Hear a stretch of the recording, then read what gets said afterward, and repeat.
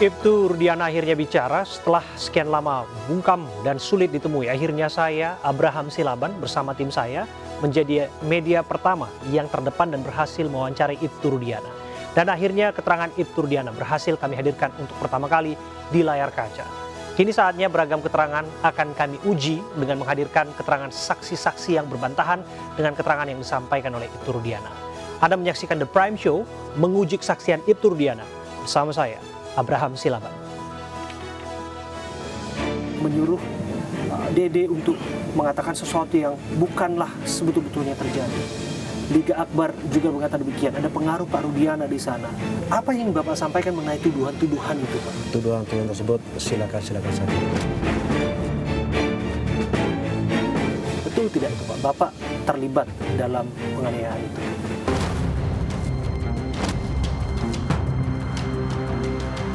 Saya katakan satu saja, itu tidak benar. Ada segerombolan anak nongkrong, pelemparan batu, bambu, pengejaran, segerombolan motor ada di situ, sebenarnya nggak ada, Pak. Rudiana ngasih tahu masalah motor sama nama, Pak. Sama nama? Iya, motor dan nama saya tahu dari Pak Rudiana. Yang percaya kata bahwa dia disiksa dengan minum air kencing. Ya saya juga di situ, Pak.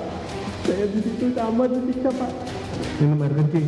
Saya minum satu gelas, kakak satu gelas, semuanya satu gelas, Pak.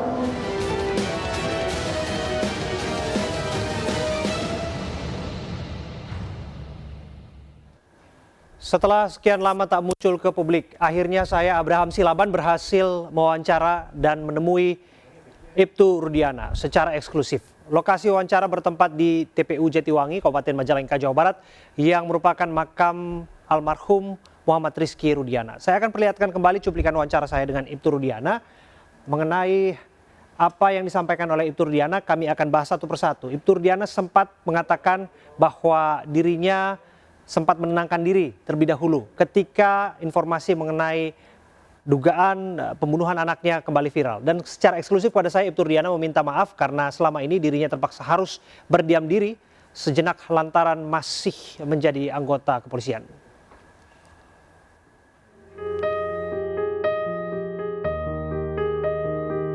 Kami begitu kesulitan untuk berkomunikasi dengan Pak Rudiana. Yang kami tangkap, Pak Rudiana minta waktu tenang dulu. Dan sekali lagi saya sebagai seorang jurnalis yang selalu menghargai privasi dan hak narasumber, saya melakukan itu dan membiarkan Bapak tenang dulu. Kenapa begitu sulit, Pak, untuk pada akhirnya menemui Pak Rudiana? Baik, tentu yang pertama saya mohon maaf kepada seluruh warga negara Indonesia karena selama ini saya tidak pernah muncul di media. Tentunya karena apa? Saya seorang anggota polisi masih aktif, yang mana saya taat pada aturan-aturan serta kode etik. Saya tidak menutup diri karena segala macam bentuk kegiatan sebagai Kapolsek, tentunya sebagai pelayan masyarakat saya tetap lakukan. Tugas Bapak tetap Bapak lakukan, Betul. Pak, ya. Kami mohon maaf sebelumnya, Pak, karena upaya saya untuk mencari Pak Rudiana kan Bapak tentu juga perhatikan, Pak. Ya. Saya datang ke Polsek Kapetakan, Pak, disebutkan Bapak ada giat di Polres dan sebagainya. Terus juga ada upaya yang terus kami lakukan dan lain sebagainya. Ini bukan berarti untuk menutupi sesuatu, Pak.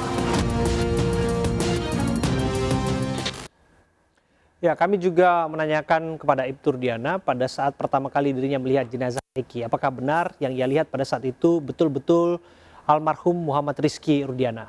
Berikut kesaksian Ibtu Rudiana. Di rumah sakit Bapak kan melihat kondisi jenazah. Dan betul bahwa jenazah itu adalah jenazah Muhammad Rizky Rudiana. Pada saat saya ke kamar jenazah, saya melihat wajahnya dan saya hafal persis siapa anak saya dan betul itu anak saya.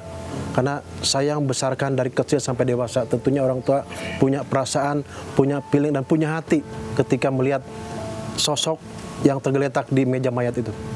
Ada ibunda almarhum juga disebutkan, betul, Pak? Betul, ada hadir juga pada saat di meja mayat. Waktu itu nggak mungkin meleset seperti dugaan-dugaan, asumsi dan lain sebagainya bahwa betul bahwa itu adalah Muhammad Rizky Rudiana, ya, Pak? Betul. Waktu itu Bapak melihat kondisinya seperti apa? Cerita ke kami, Pak. Baik.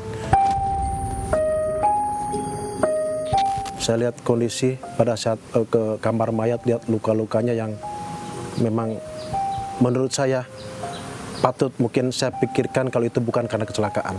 Itulah yang membuat saya tergerak hati untuk mencari apa sih penyebab daripada kematian anak saya.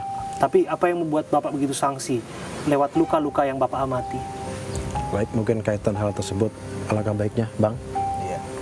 Bang Fitra aja yang menjelaskan. Dalam kesempatan yang sama saya juga bertanya perihal kesaksian Dede dan Liga Akbar yang mana pada saat di BAP tahun 2016 silam. Mereka mengaku mendapatkan perintah bersaksi atas skenario yang sudah disusun oleh Ibtu Rudiana.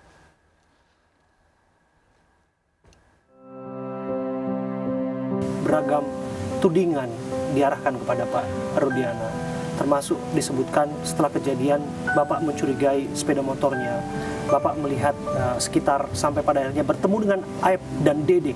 Bahkan belakangan disebutkan bahwa Dede mengatakan ada pengaruh Pak Rudiana, menyuruh Dede untuk mengatakan sesuatu yang bukanlah sebetul-betulnya terjadi. Liga Akbar juga mengatakan demikian, ada pengaruh Pak Rudiana di sana untuk mengatakan peristiwa pelemparan, rangkaian peristiwa dan lain sebagainya. Apa yang Bapak sampaikan mengenai tuduhan-tuduhan itu, Pak? Tuduhan serius loh itu, Pak. Baik, tuduhan-tuduhan tersebut silakan saja. Namun saya merasa yakin bahwa kebenaran tidak pernah salah. Ya, kaitan dengan hal-hal lain, mungkin itu ranahnya ke penyidikan, biar para penyidik lah yang menyampaikan. Ya. Tapi mengenai nama-nama itu, Pak, mengenai Aib dan Dede, Bapak kenal mereka, Pak? Saya tidak kenal.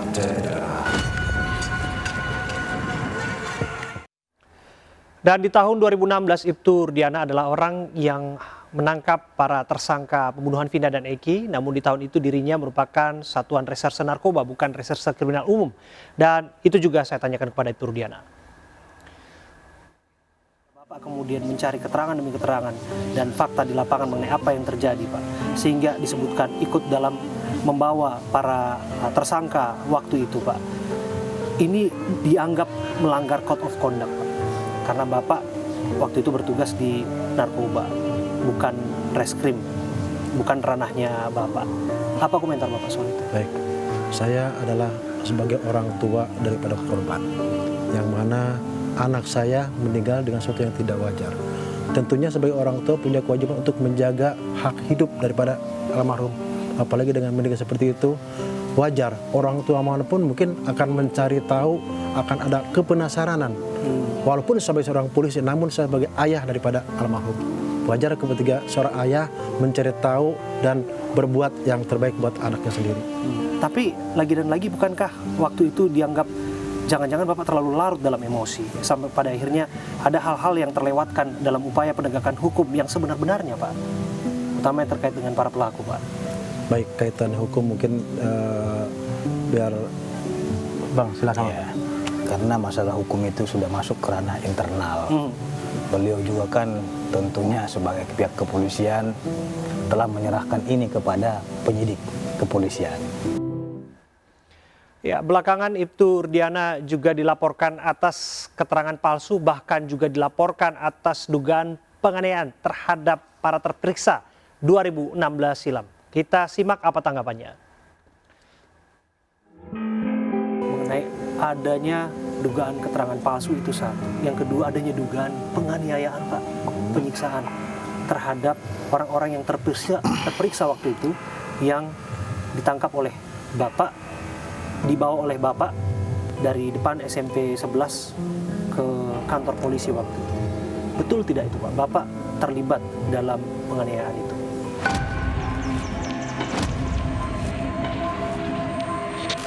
Saya katakan satu saja, itu tidak benar. Kaitan dengan apa dan bagaimana, biar mungkin nanti penyidik yang lebih tahu, mereka yang sedang bekerja. Ya, itu dia keterangan yang disampaikan oleh Ibtu Rudiana kepada saya, Abraham Silaban. Dan pemirsa, kami tindak lanjuti apa yang disampaikannya dengan apa-apa saja yang disampaikan oleh saksi-saksi dalam sidang peninjauan kembali Saka Tatal. Renaldi, sepupu Saka Tatal, dalam kesaksiannya ia menangis menceritakan penyiksaan, penganiayaan yang dialaminya saat penyidikan kasus kematian Vina Eki 2016 silam. Saya tuh masuk penjara itu sampai kayak di neraka, Pak. Saya udah ngerasain ya di neraka satu. Bener-bener sampai nggak bisa pulang tuh bener-bener. Sama Bang Jaka itu jam 4:30. Saya mau pulang aja. Keluar dari kali udah esok, Pak. Sampai saya jalan ke atas tua itu. Ada yang nanya, maling apa itu? Orang pada ngomong, itu maling. Wah, saya bukan maling, itu masih kecil, Pak. Bukan maling, bukan apa, tapi saya dibilang maling. Akhirnya 1 bulan saya baru bisa jalan, bisa makan, Pak. Semuanya, Pak, ngalamin semua. Apalagi yang di dalam, saya nggak ada fotonya, yang di dalam ada fotonya. Dibilangnya hoax, saya yang ngerasain sendiri, sakit, Pak. Kamu percaya kata-kata bahwa dia disiksa dikasih minum air kencing? Iya, saya juga di situ, Pak. Saya di situ sama disiksa, Pak. Minum air kencing? Saya minum 1 gelas, kakak 1 gelas, semuanya 1 gelas, Pak. Semuanya 1 gelas.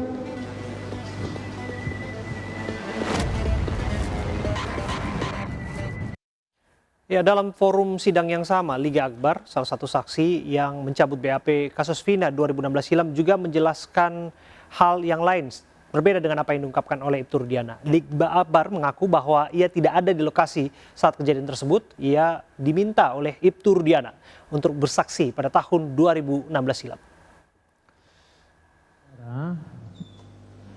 Bertemu dengan Rudiana. Ya. Tujuannya untuk apa? Untuk dimintai kesaksian. Saksi. Saudara sudah mencabut laporan atau keterangan saudara baik di pengadilan maupun di BAP, betul? Betul. Tentunya ada penyebabnya kan? Ya, betul. Karena tidak sesuai dengan fakta dan kenyataan, begitu? Ya, betul, Pak. Nah, apa yang tidak sesuai fakta dan apa yang faktanya, tolong saudara jelaskan kepada kami di depan yang majelis hakim. Oh, yang faktanya itu emang saya tidak ada di saat kejadian. Yang tidak faktanya itu, ya orang berpikirnya saya ada di situ, Pak. Artinya ketika saudara membuat berita acara itu, apa yang saudara katakan dari kebohongan itu? Kan kalau misalnya saudara tidak ada di situ, berarti tidak ada cerita apa-apa, ya? Ya, betul, Pak. Pada kenyataannya saudara ceritakan bahwa ada kejar-kejaran. Ya. Ada lempar-lemparan. Ya, betul, Pak. Ya, itu termasuk yang saudara cabut. Ya, itu yang saya cabut, Pak. Baik. Sebelumnya saksi bernama Dede muncul dan menggemparkan publik. Dede juga mencabut kesaksiannya 2016 silam. Dan ia mengaku bahwa apa yang ia sampaikan adalah kebohongan dan semuanya diskenariokan oleh Ibtu Rudiana. Dikenalkan sama Aib siapa ini gitu? Iya, dikenalkan sama Aib. Ini Pak Rudiana katanya. Dikasih tahu ini Pak Kasih tahu Rudiana, sama ini Pak Rudiana. apa lagi? Bapaknya Eki. Aib. Diberitahu nggak dia polisi? Diberitahu, Pak. Dia polisi. Ini polisi. Gitu. Polisi. Jabatannya diberitahu pada waktu itu. Diberitahu intel narkoba katanya. Oh, intel narkoba katanya. Ya, saya bilang ke Pak Rudiana juga pada situ. Pak, buat jadi saksi apa? Anak saya yang meninggal katanya. Nah, sedangkan saya tidak tahu kejadian itu. Dan saya pun tidak kenal nama-nama dan muka dan peristiwa itu emang tidak tahu sama sekali, Pak. Nah, terus apa kata Rudiana? Kata Aib dan Rudiana, dia bilang, Pak, ya udah ntar saya kasih tahu katanya. Ya setelah dikasih tahu, pada saat nongkrong di situ, pada saat ke warung ada orang segerombolan nongkrong, terus melihat pelemparan batu kepada anaknya Pak Rudiana. Nah, terus dilempar batu itu tidak kena, terus pengejaran membawa bambu. Nah, terus setelah itu ya tidak tahu kejadian itu lagi, Pak. Setelah pengejaran tidak tahu. Sudah sampai situ doang, Pak. Tadi kan kamu ceritakan bahwa kamu diarahkan oleh Aib dan Rudiana. Saya mau lihat peran masing-masing. Aib ngomong apa, Pak Rudiana ngomong apa? Aib ngasih tahu, bilang aja ya ada segerombolan orang di situ, Pak. Baik. Terus Pak Rudiana? Pak Rudiana ngasih tahu masalah motor sama nama, Pak. Sama nama? Iya, motor dan nama saya tahu dari Pak Rudiana, dikasih tahu sama Pak Rudiana. Pemirsa, keterangan demi keterangan yang baru saja Anda saksikan, baik itu keterangan yang saya dapatkan langsung dari Ibtu Rudiana secara eksklusif dan keterangan saksi-saksi di persidangan Sakatatal akan kita bahas. Sudah bersama saya ada Bu Elsa Syarif. Bu Elsa, apa kabar? Sehat, Bu? Alhamdulillah sehat. Dan juga ada Mas Guntur Perdamaian Ginting, kuasa hukum Dede dan kuasa hukum Ibtu Rudiana. Kami juga akan bergabung dengan Komisaris Jenderal Purniawan Susno Duaji, Kabar Reskrim Polri 2008-2009. Kita akan membahasnya saat lagi. Tetaplah bersama kami.